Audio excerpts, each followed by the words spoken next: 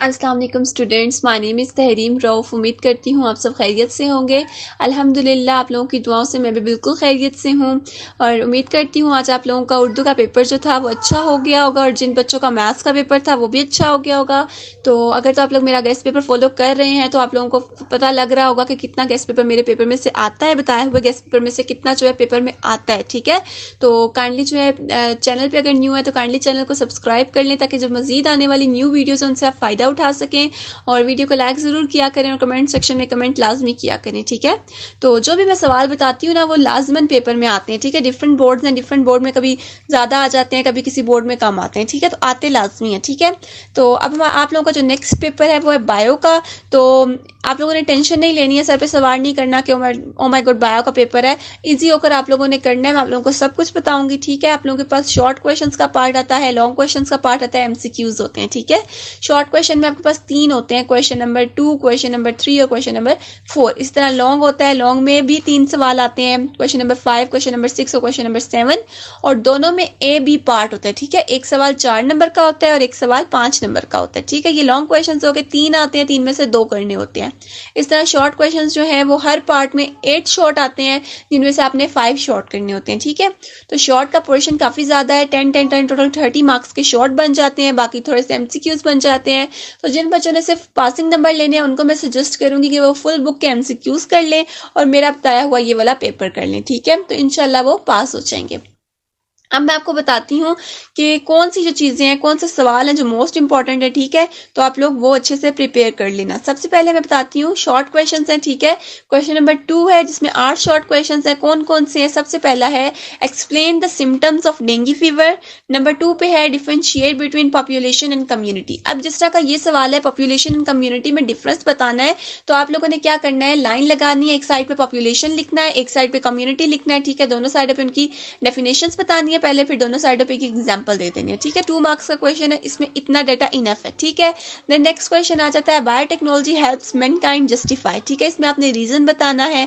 Number 4 पे है define quantitative and qualitative observation, give one example of each and explain. ठीक है, इसमें डिफाइन का है तो आपने क्वालिटेटिव की और क्वांटिटेटिव की हेडिंग देके जस्ट उनकी जो है डेफिनेशन और इसकी एग्जांपल लिख देनी है। ठीक है, नंबर 5 पे है why biotechnologist report the result of their finding at national and international level. इस पे आपने रीजन बताना है। नेक्स्ट आ जाता है give 2 reasons for the exclusion of kingdom fungi from the kingdom Plantae. इसमें आपने 2 रीजंस बता देने हैं कि किंगडम फंजाई को किंगडम प्लांटे में से क्यों निकाला गया। नंबर 7 पे है eucalyptus is harmful for other plants growing near it. Eucalyptus के आसपास जो छोटे पौधे हैं उनके लिए यूक्लिप्टस जो है वो हार्मफुल क्यों है, इसका रीजन आपने बता देना है। नंबर 8 पे differentiate between benign and malignant tumour. Same line लगानी है, एक साइड पे बेनाइन एक साइड पे मैलिग्नेंट ट्यूमर, दोनों की डेफिनेशंस लिखनी है और एक और पॉइंट, कम से कम 2 पॉइंट्स आपने लाजमी लिखने हैं। 2 मार्क्स का शॉर्ट है ना, तो आपके 2 जो है पॉइंट्स होने चाहिए लाजमी। ठीक है, इसके बाद हमारे पास नेक्स्ट आ जाता है क्वेश्चन नंबर 3। इसमें भी टोटल 8 शॉर्ट क्वेश्चंस हैं। नंबर 1 शॉर्ट क्वेश्चन है give 2 functions performed by cytoplasm. ठीक है, 2 फंक्शंस आपने कोई से लिख देने हैं। नंबर 2 पे है cell works as an open system explain, ये आपको 4th चैप्टर में मिल जाएगा। देन नंबर 3 है show the effect of hypotonic solution on on animal and plant cell. ठीक है, नंबर 4 पे है Enzymes lower the activation energy of chemical reaction. Explain 2 methods. इसमें आपने कोई से 2 मेथड बता देने हैं। नंबर 5 पे है birds have high body temperature than mammals. What would happen to the activity of birds enzyme if it is given temperature of 35 degree C? ठीक है, अगर इनको 35 डिग्री C का टेम्परेचर दे दिया जाए तो इनको क्या होगा, हमने ये इसमें बता देना है। ठीक है, नेक्स्ट आ जाता है क्वेश्चन नंबर 6। इसमें क्या है, induced fit model of enzyme action is more acceptable than lock and key model of enzyme explain. ठीक है, इसमें हमने इसका जो है रीजन बताना है कि कौन सा इंड्यूस्ड फिट मॉडल जो है दूसरे वाले मॉडल से क्यों अच्छा है। ठीक है, नंबर 7 पे है explain redox reaction in living organism. देखिए इसमें एक्सप्लेन आया ना तो आपने इसको थोड़ा सा एक्सप्लेन करके बताना है। ठीक है, बिल्कुल 2 लाइन्स का नहीं लिखना है, कम से कम 5 से 6 लाइन का इसका आंसर देना है। नंबर 8 है compare aerobic and anaerobic respiration. ठीक है, तो आपने इसमें सेम लाइन लगानी है, कंपैरिजन, डिफरेंशिएट, ये सारे जो है आपने लाइन लगा के करने हैं। एक साइड पे एरोबिक आएगा, एक साइड पे एनारोबिक आएगा और इनका आपने डिफरेंस लिख लेना है और डिफरेंस में कम से कम 2 पॉइंट होने चाहिए। 2 से ज्यादा अगर आते हैं तो 3 लिखा है। ठीक है, किसी में अगर गलती हो जाएगी तो आपको वहां से फिर वो कवर हो जाएगा। ठीक हो गया। इसके बाद नेक्स्ट हमारे पास आ जाता है क्वेश्चन नंबर 4। इसमें भी टोटल 8 शॉर्ट क्वेश्चंस हैं। कौन कौन से इंपॉर्टेंट है मैं आपको बताती हूँ। नंबर 1 पे है explain the effect of deficiency of nitrogen and magnesium on the plants. ये आपने एक्सप्लेन करना है, 5 से 6 लाइनों में लिखिएगा इसका आंसर। नंबर 2 पे है if we supply inorganic and organic fertilisers to the plant which one would be the first available to the plants for the uptake and why. ठीक है। इसके बाद नंबर 3 पे है balance diet differs with age and gender, explain. इसमें आपने थोड़ी सी explanation दे देनी है। नेक्स्ट हमारे पास नंबर 4 है pepsin is powerful protein digesting enzyme, it does not digest the stomach walls which are most protein, justify. अगर वो प्रोटीन डाइजेस्टिंग एंजाइम है तो वो हमारी वॉल की जो है स्टमक की वॉल्स को डाइजेस्ट क्यों नहीं कर रही है, इसका आपने रीजन बताना है। नंबर 5 पे है give harmful and beneficial effects of transpiration, दोनों की अलग अलग हेडिंग देनी है और इनमें 2-2 पॉइंट्स बता दें तो बहुत अच्छा आपका आंसर हो जाएगा। नंबर 6 पे है differentiate between source and sink. Number 7 पे है patients bleed from the nose gums and under the skin in dengue fever, explain या गिव रीजन। ठीक है, ये आपने बताना है कि ऐसा क्यों होता है, अगर होता है तो क्यों होता है। ठीक है। नंबर 8 पे है define universal donors and universal recipients. ठीक है, तो ये डिफाइन है तो आप लोगों ने दोनों की हेडिंग देनी है, डेफिनेशन लिखनी है और इसकी एग्जांपल बता देनी है। ठीक है, ये 0.5 मार्क्स का ई चीज हो जाएगा। सही हो गया।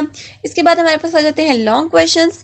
आपने लॉन्ग क्वेश्चंस तब करने हैं जब आपकी शॉर्ट क्वेश्चंस प्रिपेयर हो जाएं। ठीक है, पहले लॉन्ग क्वेश्चन पे नहीं आना है, सबसे पहले आपने अपने एमसीक्यूज प्रिपेयर करने हैं, देन आपने अपने लॉन्ग क्वेश्चंस पे आना है। लॉन्ग क्वेश्चंस आपने पहले एमसीक्यूज प्रिपेयर करने हैं, देन शॉर्ट क्वेश्चंस करने हैं और लास्ट पे जो आपने अपने लॉन्ग क्वेश्चंस प्रिपेयर करने हैं। ठीक है। अब मैं आपको बताती हूँ कि लॉन्ग क्वेश्चन में क्वेश्चन नंबर 5 है, 6 है और 7 है और इनमें कौन कौन से सवाल आते हैं। ठीक है, सबसे पहले जो हमारे पास है वो है क्वेश्चन नंबर 5। क्वेश्चन नंबर 5 में ए पार्ट है draw a diagram of internal structure of an animal cell and label its any 6 parts. ठीक है, आपने इसकी डायग्राम की अच्छे से प्रैक्टिस कर लेनी है और उसके कोई से 6 पार्ट्स की जो है आपने लेबलिंग याद कर लेनी है। ठीक है, मैं अगर आपको सजेशन दूं तो आप 7 से 8 पार्ट्स याद करना ताकि अगर कोई भूल भी जाए तो आप उसका रेसिप्रोकल लिख सको। ठीक है।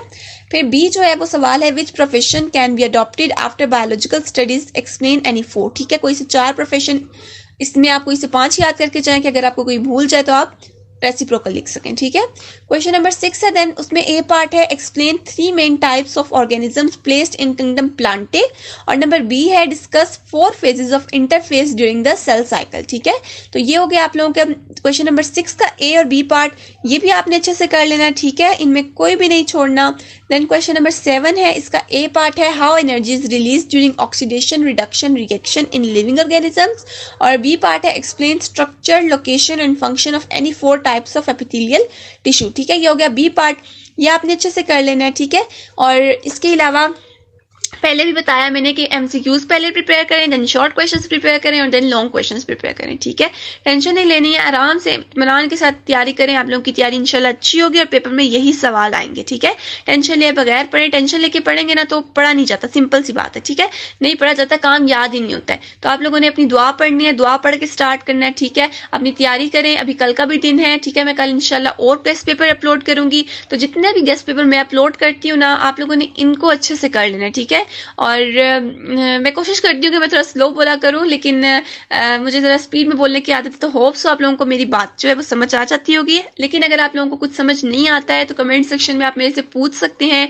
कि मैंने कितने टाइम पे जो है कौन सा पॉइंट बोला था, तो मैं आप लोगों को कमेंट सेक्शन में बता दूंगी। ठीक है, बाकी आप लोग अपनी अच्छी से तैयारी करें और ये सारा गेस्ट पेपर तैयार कर लें। ठीक है, अल्लाह पाक आप सब लोगों को कामयाब करे, खुश रहें। अल्लाह हाफिज।